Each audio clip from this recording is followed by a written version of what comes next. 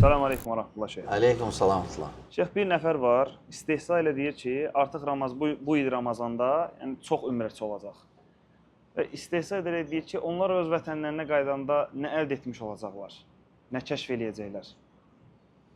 Elhamdülillah, birinci istehza eləmək olmaz.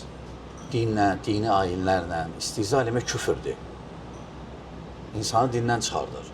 Amma ikinci bunu, təbii ki, bunu savadsız adam deyər və ya axirət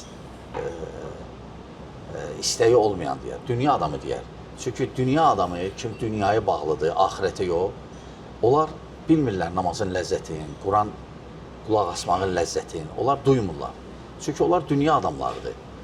Əgər hələ adam deyirsə, həmçində o görsəni, hələ adam savadsızdır. Savadsızdır və şeytana qulluq eləyəndir.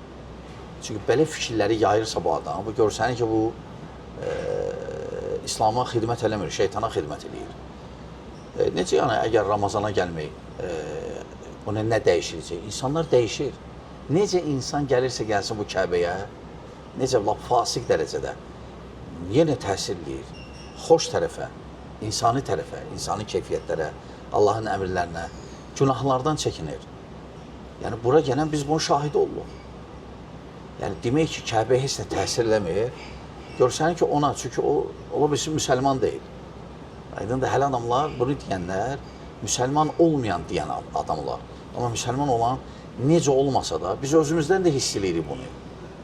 Hətta bizim bura ehtiyacımız var. Baxmayaraq, biz dindəyik, biz ibadət edirik.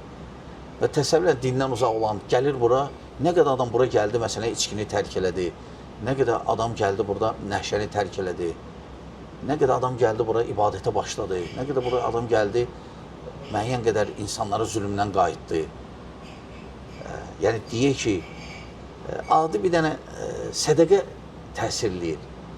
Təsəvvürlə, bu cür ibadət və bu cür yer.